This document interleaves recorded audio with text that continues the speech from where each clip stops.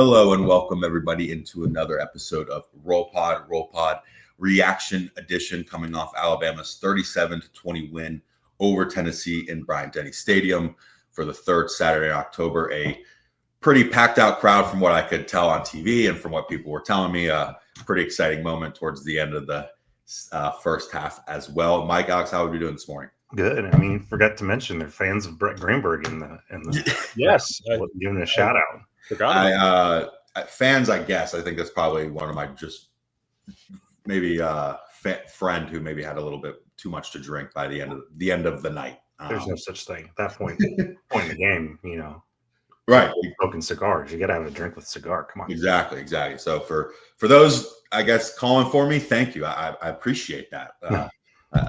The reach extends, I guess. But like I said, Alabama coming off a very, very big win, 6-1 on the year, fourth straight win over an SEC-ranked opponent. We'll start off how we always do, kind of biggest takeaway. I guess we're a little bit over 24 hours removed from it. Alex, we'll start with you. Yeah, it feels like I'm writing and saying the same things every week. It's a team that finds ways to win. And I think Alabama fans should appreciate that, because there are teams in the state that find ways to lose.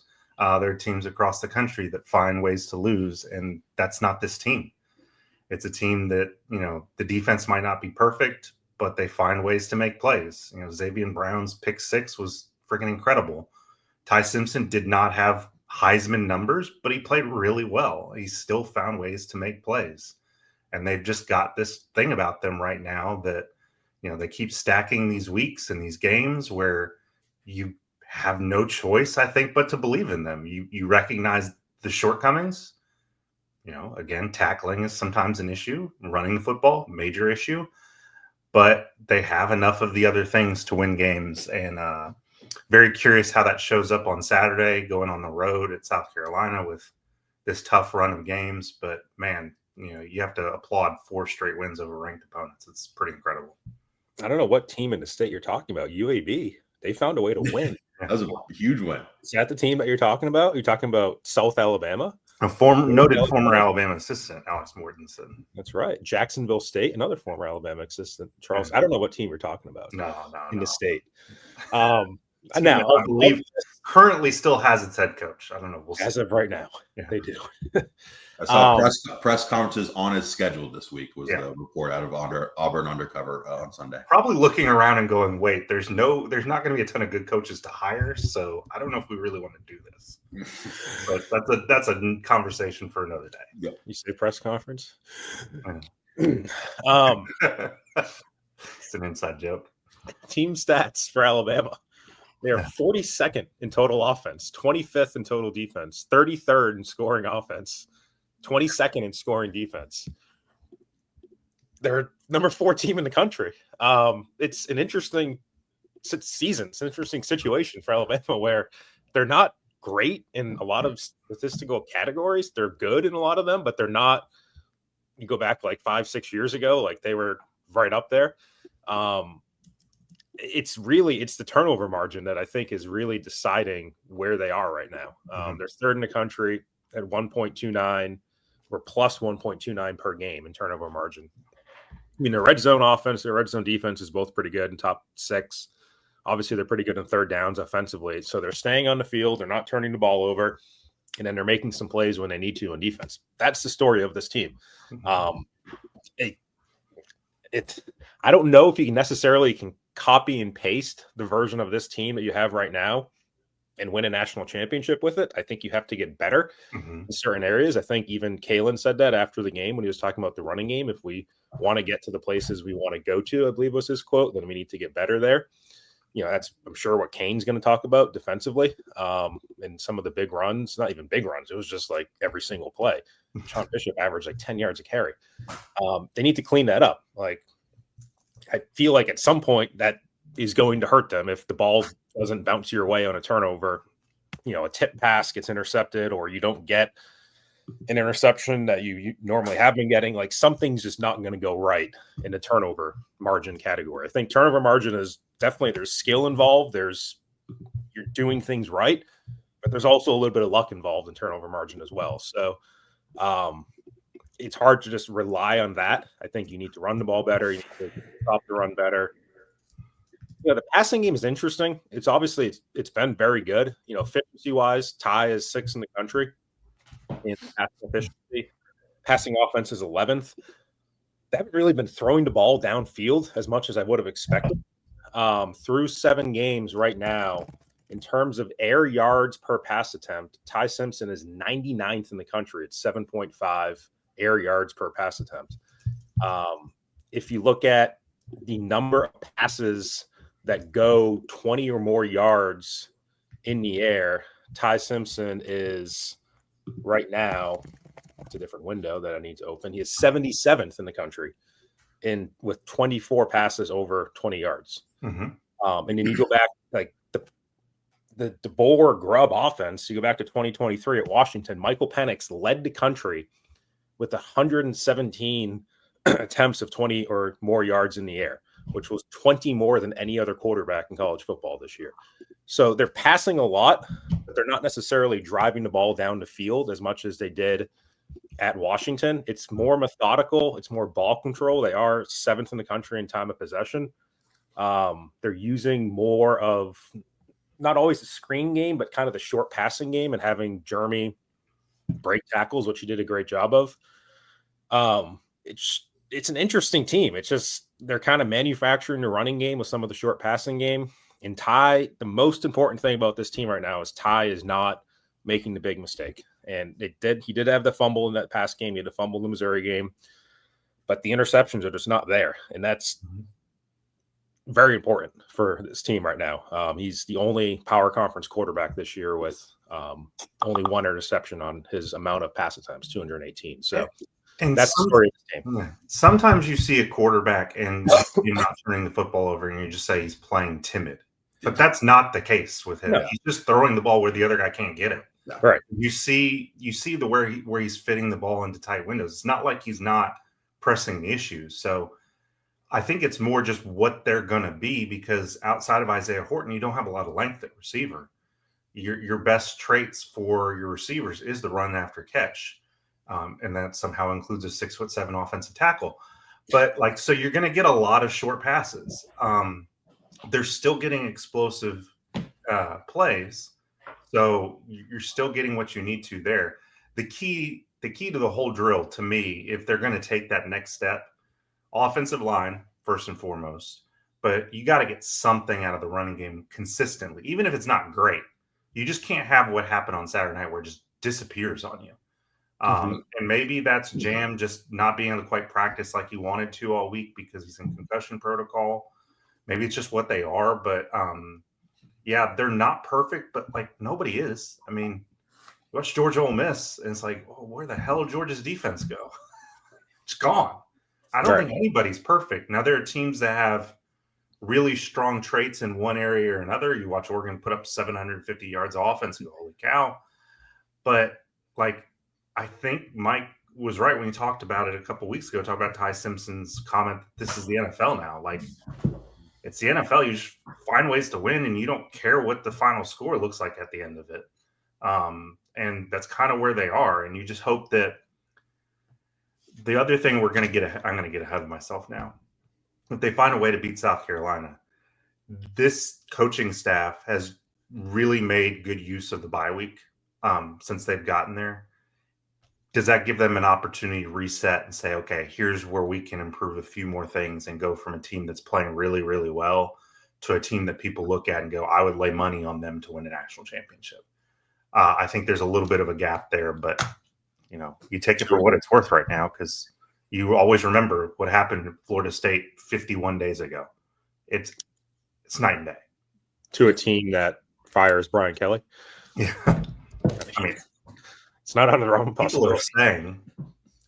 I said you go all in like Brian Kelly did. You say this is the best roster you've had there. You say you're built to win, and then Diego Pavia just does Diego Pavia things to you. I mean, sorry to interrupt. No, Alabama could fire almost every coach it has left. I don't think Brent Venables is as vulnerable as he was a year ago. Yeah. I feel like they've played better, but Oklahoma's schedule is just absolutely brutal down the stretch. And if they completely collapse, then maybe it's not out of the realm of possibility. But Other than that, I mean, if Hugh Freeze survives until Auburn, it's potentially a firing situation there for Alabama going down there and winning. Alabama could fire Brian Kelly. I think that's an interesting situation at LSU. And then I don't think Shane Beamer necessarily get fired at South Carolina, but at what point does he say, like, it's time for me to go to Virginia Tech? Yeah. It's time. He's said a lot of words without saying, no, I'm not going. Right. Yeah, I think it's tough for coaches. It really is. Well, yeah, it was firing in September. Like, and you're interested in the job, but you have your own team. It's like, what are you going to do? Leave in October? Like, you can't do that. Yeah. At some point, a coach is going to do that because they're going to recognize that I've got to put together a signing class. I've got a transfer portal window. These kids leave when they want to. Like, why should not? Especially if you're not in a playoff hunt. But then that's going to happen because what group of five coach, John Summerall, is going to have that decision to make? Like, what the hell am I supposed to do right here? This is the National Minute for Roll Pod, but it's really interesting. Now, to close it out, me and my buddy were talking about the carousel last night, and LSU plays A&M at home this coming weekend. They get blown out. They fire him. Bye week. Interim head coach Ed Orgeron coming into Tuscaloosa. This storyline would be something there. We somehow left on good terms. I'll never forget being there, and he said, "What door do you want? What door do you want me to walk out of?" Right? Wasn't that like, give me the check and tell me what door to walk out of? I do. You brought up the running game, and we're going to continue to talk about. Again, it goes back to, it feels like we're watching kind of the similar team every week. So it's like only so much that can be said, but it feels like you guys have been pretty spot on about maybe the Kevin Riley experience, however you want to call it, is kind of pretty much dipped off. And it's very clear that behind Jam, it's Daniel Hill's fought his way back and he's taking advantage of opportunities. Kind of just wanted to hit on that position a little bit more. And yeah, I mean, it's one of those things where you felt like there was a little bit of momentum and you're like, all right, they're building on something in the running game based on what they did against Vandy and based on what they did against Mizzou to some extent. And then it's just, like I say, sometimes things just don't carry over and you might think that you're building towards something, but then you have a game like this and it's like, well, no, you're not.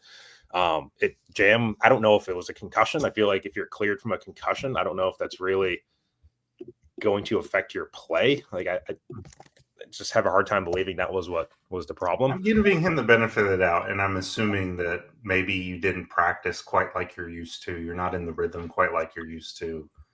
Maybe coaches weren't preparing, had to have, I don't know, Mike. I'm just trying to think. I also thought that he did stuff that he did. You were on this podcast a week ago saying we gotta say that we were wrong because he was playing really well.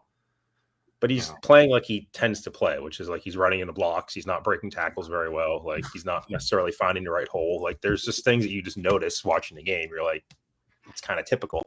Yep. And there's running out of games for that to change, for him because he's a senior. But you're also like, what's your better option? Kevin Riley goes 3 carries for -2 yards. And obviously the offensive line plays into that. But on the whole, Kevin Riley's numbers, you're sub 3 yards a carry now since the first 2 games of the season. And it just feels like they're going away from him a little bit. And now they're going more to Daniel Hill, who did show a little bit of pop later in this game. Like, again, I don't know what that means going forward. Maybe it means he gets some more carries, but it doesn't mean that he's more successful, in these upcoming games. I don't know. Mm-hmm. It's a position where until EJ Crowell gets here, I don't know if it's going to be a whole lot different. Or when AK Deer gets ready is another point, another thing to sort of monitor. But again, as you get closer to like, look, we're not getting anything out of the running game. At a certain point, you rip the Band-Aid off and you put him out there. I don't think he's a guy you look at as having to redshirt necessarily. So, that's, I think, the pushback on saying, well, maybe he's just not ready. I think you're kind of push come to shove. I think the coaches just love the potential of Daniel Hill. We heard it all off season. We've heard it recently that they look at a guy that's that big, that can move that well and can catch the football too. And they go, man, this should be incredible. So maybe they just start feeding him and seeing, hey, is it going to work or is it not? Because that's one thing I do. It's maddening in a way, but it's also something you have to sort of appreciate. This staff does not care about who the entrenched starter is at any position. They really don't care. If you're not performing, they're just like, look, if it's been 2 games, you're out of here. We're gonna see if the other guy can do it. And it's unusual to watch, but like especially if you've looked at Jam for over a year and you just kind of know what he is. If you've looked at Kevin Riley for over a year and you've given him this run and you know what he is, why not? At a certain point, why not? So I think Daniel Hill will get more run. Does that mean that Alabama's running game will suddenly break through? I don't know. I still think you've got enough at receiver and at quarterback that you can still make it work, but it's definitely something to watch because Jam needs a bounce back game against South Carolina. That's for sure. As for the receiver position, just real quick, just because obviously a lot of focus was on the drops from Ryan Williams. He caught just about everything on Saturday night, and a lot of that was ball placement from Ty as well. So I think just and that would not always I mean, he was snatching the ball out of the air. Yeah, right. It was vintage Ryan Williams. It wasn't because I think AJ, we talked about it on the podcast. Right. AJ McCarron, friend of the show, not follow me on Twitter, but that's all right. Blocked. He brought up the point that he caught it a lot in his chest. Yeah. Early on. And when he said it, he was 100% right. That was not the case on Saturday. He was just playing loose and he was playing like the guy we're used to. And I did think it was interesting the way Ty talked about it after the game. It's like, he said he's my little brother. He's like, look, you just got to stop worrying about all this other crap. He didn't say crap because Ty's too nice. But like he just said, just play. Yeah, stop worrying about all this pressure that's on your shoulder. Just go out there and be you. And when that's him, man, he's one of the best players in the country. Not like the biggest blow the top off game, but pretty big step in the right direction, if you ask me. Yep, 100%. Interesting to see. Yeah, go ahead, Mike. Sorry, let's say that receiver real quick. Interesting to see how they're using Jeremy Bernard differently because I feel like end of last year, beginning of this year, he's like your number 1 receiver. He was the leading rusher. Right. He is still your number 1 receiver, just because there's not enough consistency there to really have a number one playmaker, Mike. Yeah. Well, I mean, this past game, 60 yards receiving, 49 rushing. Even going back to the Georgia games, 35 receiving, 20 rushing.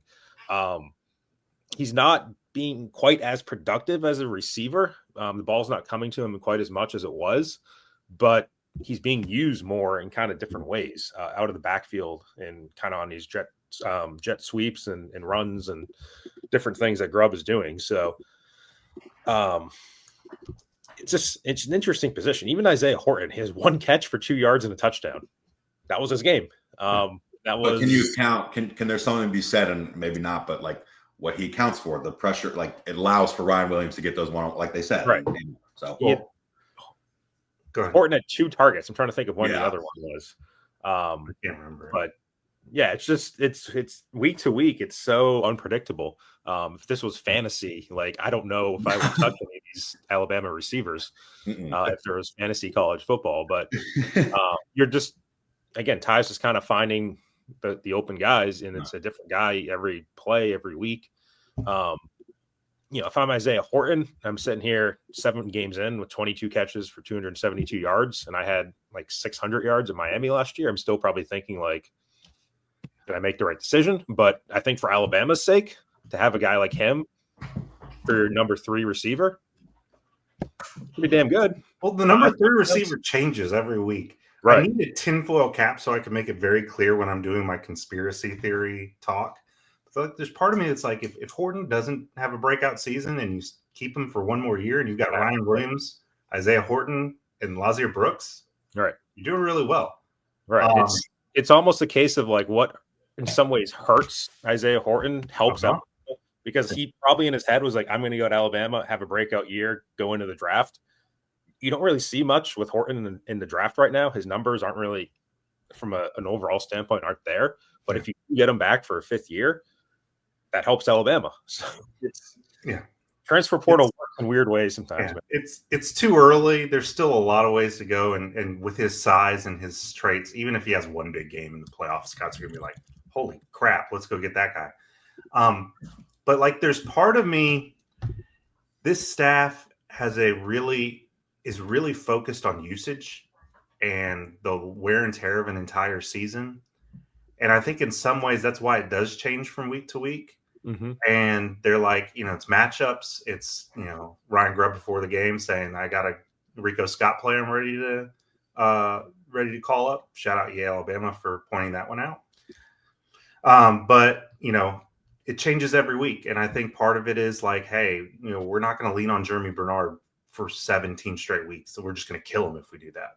All right. So they're going to find ways to get him the ball, no doubt. But it doesn't – I don't think it worries me at all because I think it's getting other guys involved. And, man, if you can go – we already know they're 3 deep. We know about being 4 deep, 5 deep. If you get Rico really involved, and then you're really on to something.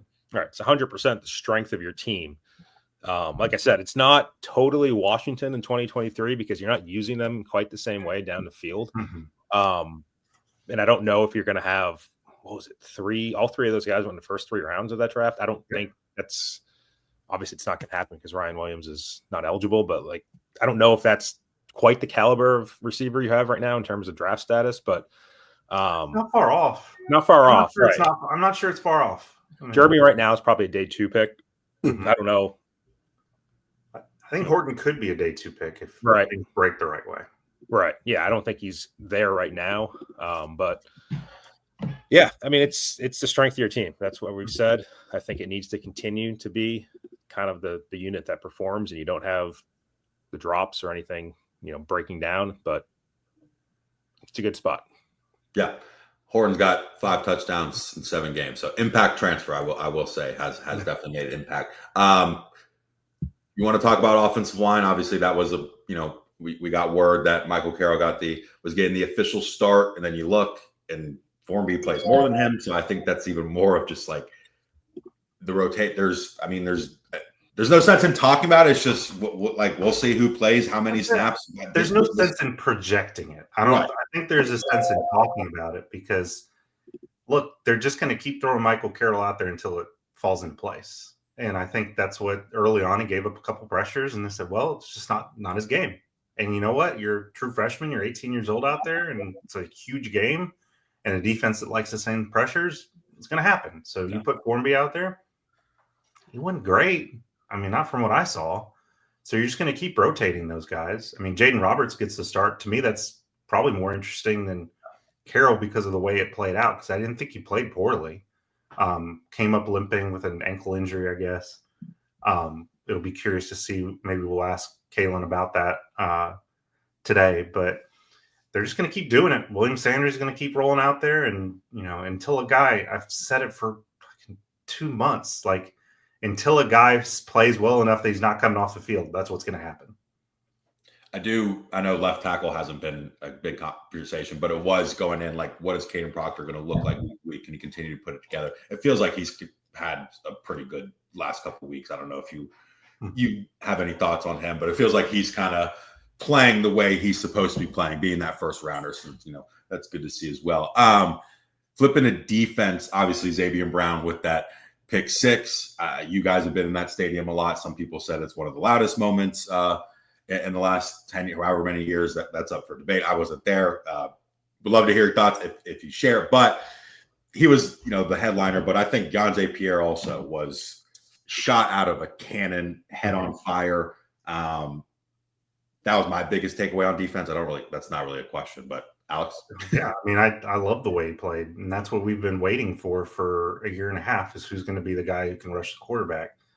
The key is can you do it another game? And you hate to say he had 3 sacks, but he had 3 sacks, but at the second half, you didn't really hear him called out as much. Was that Tennessee adjusting? Was it him running out of gas? I don't know. It's still an overwhelmingly positive development. Don't get me wrong.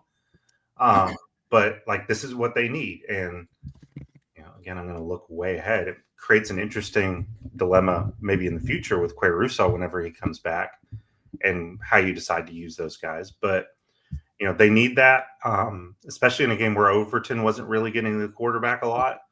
So you got what you needed. You got Joey Aguilar a little bit off his game and forcing him into those mistakes. Still, it's weird because PFF tracked 1 missed tackle. I guess they just weren't in the right position because it was not good defensive football in terms of rushing lanes and those kind of things. But, a good development. They just got to keep I don't know. You just want to see one or two more guys bubble up. You want to see Deontay Lawson start making plays. He's doing pressures. Like, he's not a liability exactly, but he's not what you expected. So I don't know. Yeah, on Yanze, in terms of the box score, he had one tackle in the second half. I don't know what the pressure numbers were from PFF in the second half, but yeah, they cooled off a little bit after halftime in terms of seeing that impact. So you just, again, it's consistency. Like we were talking about Keon Keeley a week ago. Like, what can he do for the pass rush? I don't think we are thinking about him or really followed him during the game. So we talked about LT Overton a couple weeks ago. Like, it's just, can you stack games as a pass rush and have the same guys keep doing good things? I think that's kind of the challenge right now.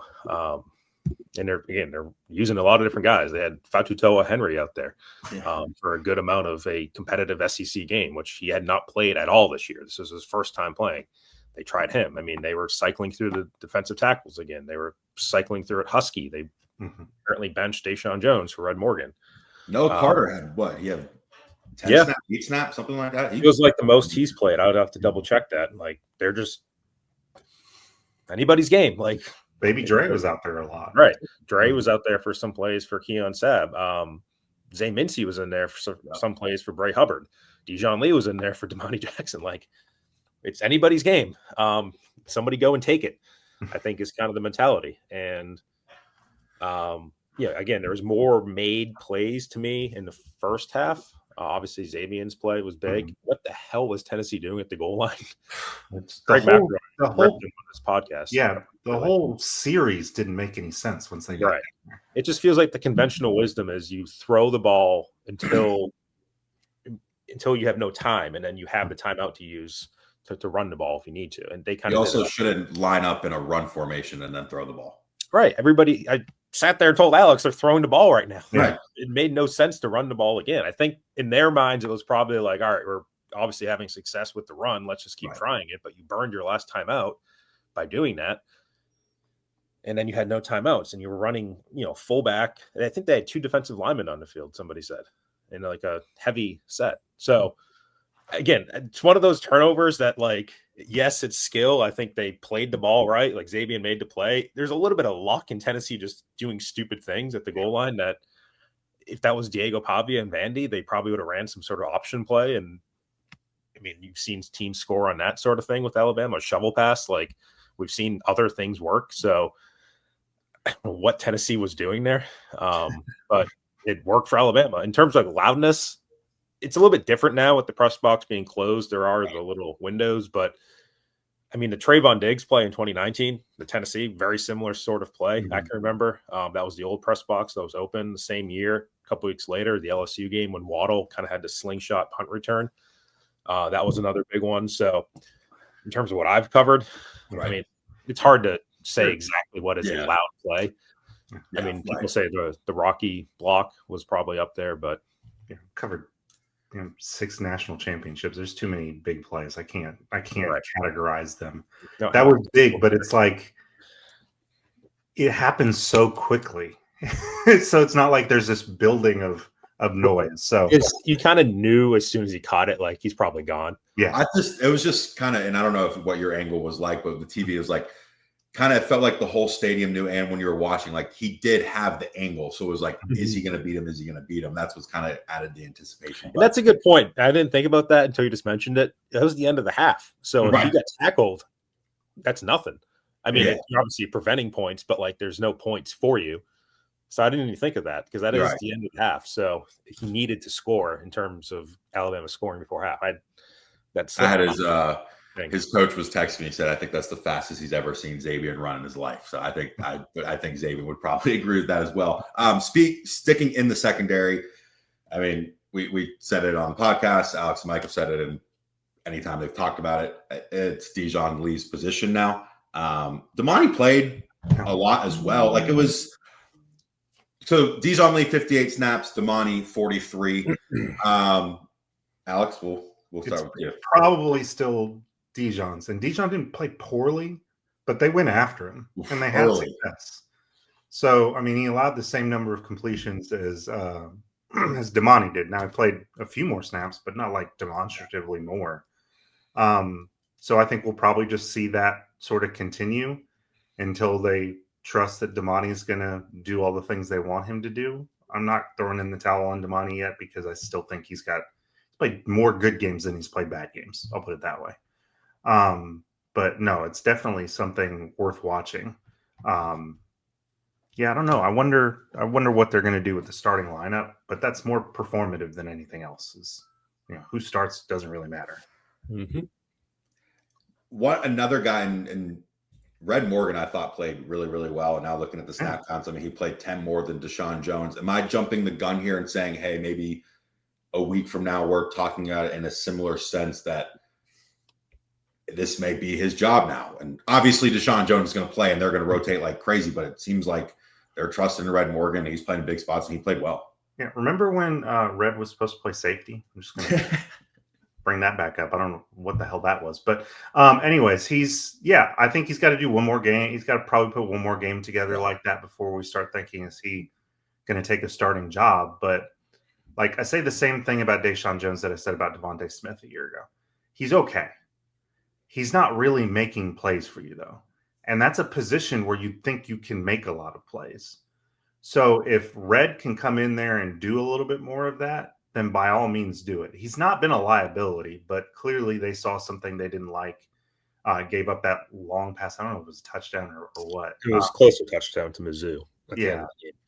So it hasn't been great, but I think you got to see a little bit more from Red before you go down that road. Because again, like 6 months ago, they were playing him at safety, thinking that was a better position for him potentially. And now he's back at Husky and he's doing all right. So let's see a little bit more before I go there. I was thinking about this last night. Is there a first team all SEC player in this defense? Because there wasn't in the preseason. And that was kind of a big story because that was the first time I think it had ever happened where there wasn't. I think right now, LT Overton probably has the best shot to be one at the end of the year. And remember, at the end of the year, it's only the coaches who vote on that. There's no media postseason, all SEC.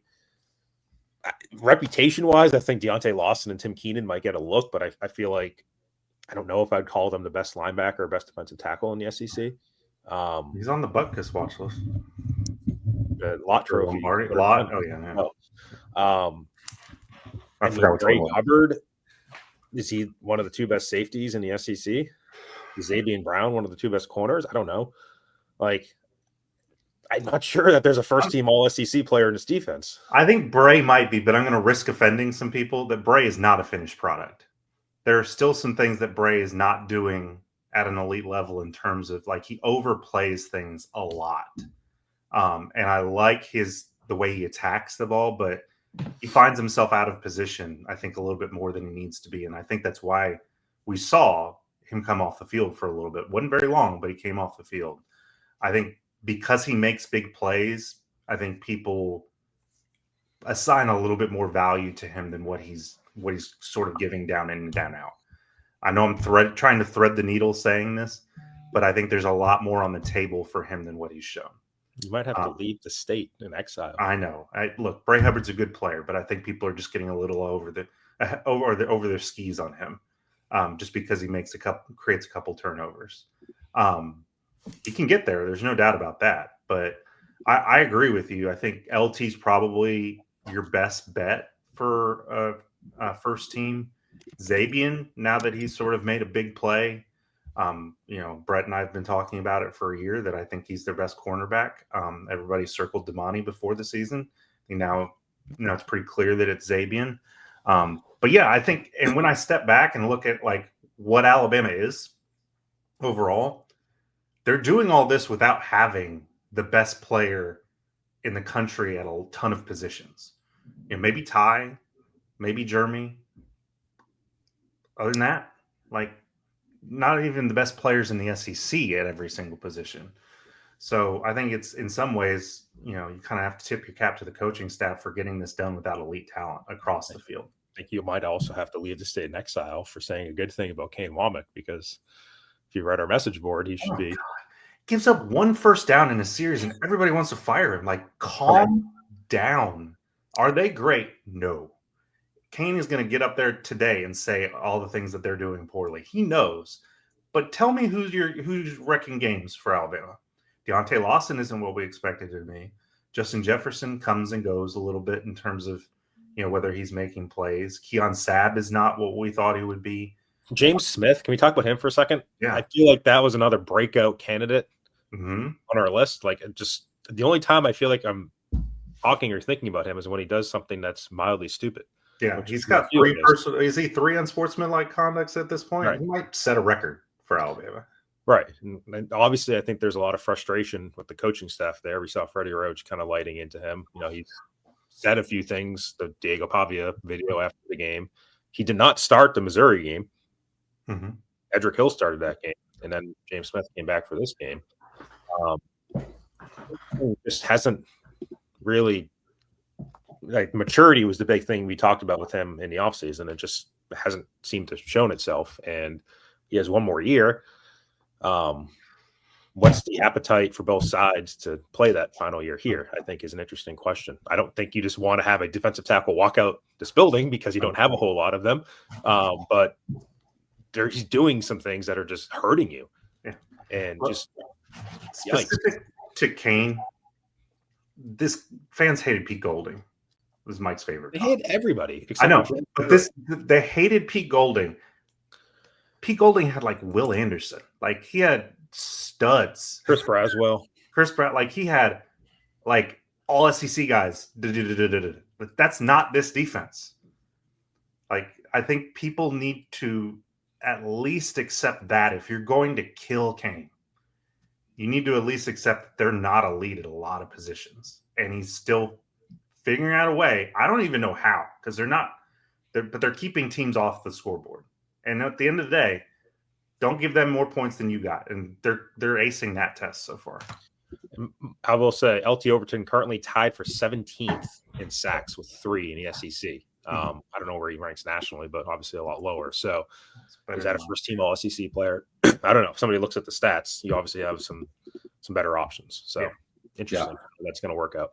I think the other side, I do want to always want to bring it up because it was a big talking point, is Kalen's too relaxed. He's this, he's timid, he's that. And Alex and Mike both have always said that this guy, he just doesn't show it maybe in public, but everything you hear, he gets fired up. Alabama fans saw that. They seem to be like, that's like him walking out and slapping the goalpost. And he seemed to be very, very fired up, almost to a point where I said to myself, I'm like, is he almost too emotional at the start of that game? But he's fired up. He's completely flipped the switch. I just wanted to point that out because it was a big talking point. Yeah. Kalen DeBoer is broken bad. Alabama's done something to him where he's like, you know what? All right, I'm going to start using some words I'm not used to. I'm going to start doing some things I'm not used to. And his press conferences, and you guys know better, way better than I do, feel kind of night and day. Yeah, it's not like I wrote about it today. It's not Nick Saban where he's like mad and he's going to pop off and he's going to yell at us every now and then. That's not happening. But the optimism that annoyed people last year, like even in the face of problems like, oh, we had a good week of practice, but it didn't show up. Now it's like good things happen. He's like, no, it's not good enough. Like there's a little bit more of that. It's not Nick, but he doesn't need to be Nick. It's not who he is, but the tone is different. I think he's read the tea leaves that A, kind of what the fans want, but B, I think what this team needs is to be constantly told they're not good enough, because that is what fuels them more than anything else right now. It's just like, even if that doubter needs to be Kalen DeBoer, then so be it. So ironically, I'll quote Nick Saban here and say, you need to play with emotion, but not be emotional. Yeah. I think is the fine line. And obviously there's been a few plays, the James Smith one, I think, and the other James Smith one, where you can say they probably played a little bit too emotional. Maybe Damani Jackson going back to like week 1, but it doesn't feel like that's a problem for them. Like they're too over their heels. Now you could say, I don't know if this game will be too emotional, but like the South Carolina game, do you get too emotional in a good way? Like you're playing so well right now that you don't respect things, or you're not, could be the opposite. Do you not come out with enough energy that now you feel like you've made it? So, you're always trying to push the right buttons as a head coach. I think during that Tennessee game, it's like full go. Like, as he likes to say, cut it loose, like be emotional. He said it in his halftime interview on the radio, like this team plays better when they're emotional. But I also think as a coach, you're then probably trying to reel that in a little bit coming out of that game, going into this next game where you're trying to get players to be a little bit more centered, I think, going on, back on the road in a game that you should win, but is still dangerous. Yeah, it's we use the word emotion all the time. I think a better word is passion. Right. You don't want to be emotional, you want to be passionate. You have to play football with passion. You're going to get exposed if you don't. And that's what happened week 1 at Florida State. And that's the thing he's constantly breathing into them, is like he's got to get them up every single week. He learned that lesson the hard way against Florida State. And that's why you see him, like I wrote about today, he's unrecognizable. Yeah.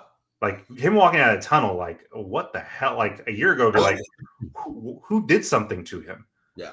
And now who hurt you? Yeah, who hurt you? A lot of. I think I hope in his head he's like, these people think it's the black hoodie. Screw them. Like I hope that's going in his head, because I think it's dumb.